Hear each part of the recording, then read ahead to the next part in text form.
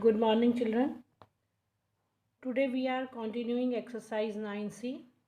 Let's start question number 16.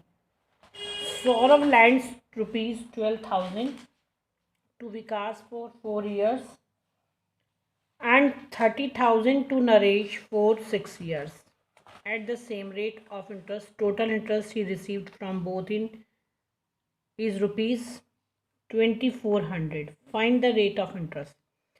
Saurabh ने दिए 12,000 rupees विकास को कितने साल के लिए 4 इयर्स के लिए, और नरेश को कितना दिया 30,000 रुपीज़ 6 इयर्स के लिए at the same rate.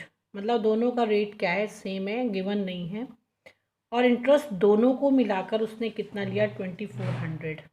Find the rate of interest. तो आपको क्या फाइंड करना है, रेट ऑफ इंटरेस्ट। तो पहले आप निकालेंगे फर्स्ट पार्ट। सौरभ लैंड्स 12,000, तो यानी कि सिंपल इंटरेस्ट 1 निकालेंगे। इसमें पहले 1 टाइम निकालेंगे, फिर दोबारा निकालेंगे, उसके बाद करेंगे इसको। या पहले लिखेंगे principal is equal to rupees 12,000, time is equal to 4 years, और इसमें कुछ भी गिवन नहीं है।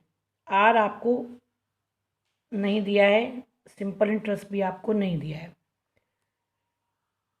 तो आप क्या करेंगे, इसको पहले लिखेंगे simple interest 1 is equal to P into R into T upon 100।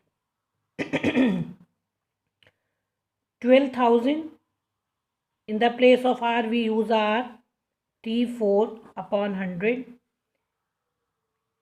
Simple interest 1।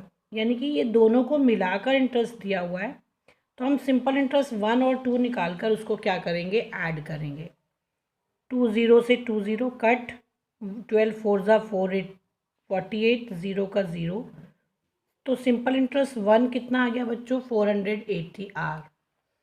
Now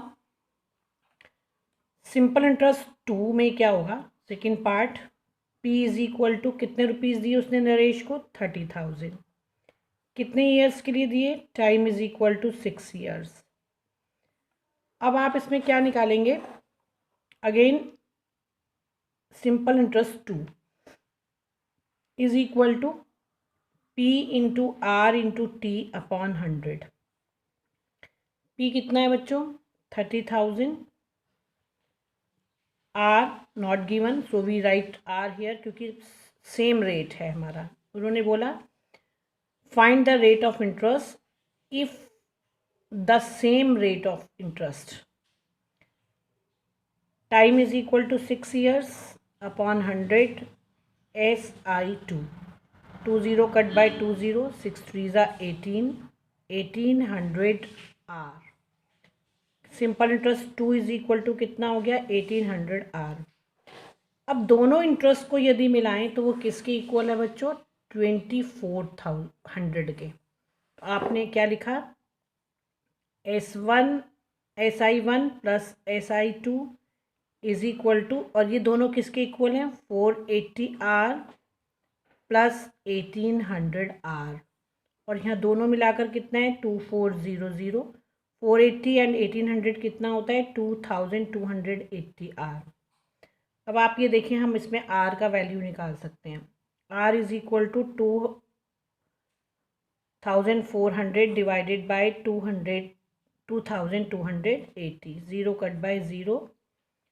now 240 divided by 228, 228 1 ज़ा 228, 10 माइनस 8 2, 3 माइनस 2 1, पॉइंट लगाया, 0 बढ़ाया, अभी भी नहीं चलता, ना जाने की 0 लगाई, फिर एक 0 लगाया। अब क्या चलता है बच्चों 5, 228 5 ज़ा 1140। नाउ 10 माइनस 4 6, 160 आ गया यहाँ पर। फिर एक बार लेते हैं इसको, तो आप देखें कितना चलेगा, 3 ज़ा 3 8 ज़ा 24, 3 2 ज़ा 8, 8 और 2 10, 3 2 ज़ा 6, 6 और 1 7, तो नियर अबाउट कितना आ गया ये, R is equal to 1.053% is rate. Clear everyone?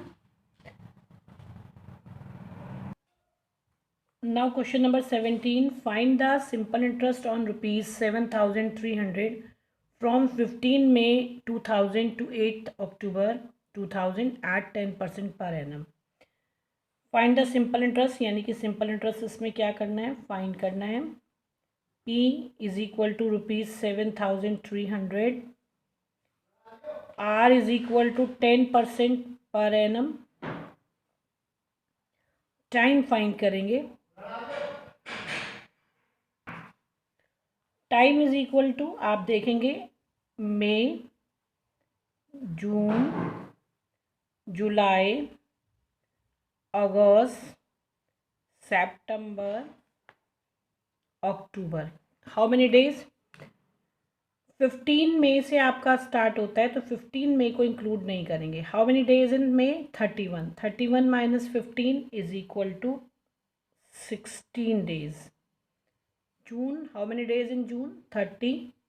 How many days in July? 31. August has 31 days.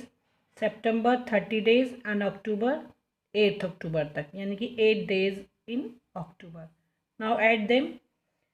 16 and 8 24. 30 plus 30 31 3 4 are 12 और 122 कितना हो गया? 146 days. अब 146 days convert into the year. Time is equal to 146 upon 365 years. Clear everyone? Now find the simple interest. Simple interest is equal to P into R into T upon 100. P is equal to 7,300. R is equal to 10, T is equal to 146 upon 365 upon 100. 20 cut by 20, 365 2s are 730, 146 2s are 146 multiply by 2, 2 6 are 12, 2 4 are 8 और 1 9, 2 1 are 2। तो कितने rupees आ गया? Simple interest is equal to 292 rupees. Clear everyone?